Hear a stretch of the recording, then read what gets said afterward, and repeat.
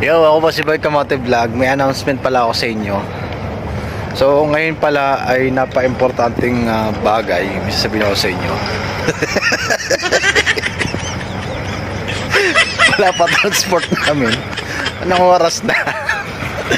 Late po yung mga kasama namin. Nag-aantay na lambing namin sa labas. So, araw ng Sabado ay linggo na pala. Alas 12 mahigit na. So, ang importante kong sasabihin ay wala pa yung transport namin. Yun lang. Bye-bye. So, yun nga. Dumaan 30 minutes. Wala pa rin yung aming transport. Malamig dito sa labas. Ayun o. Yung itlog namin matigas na.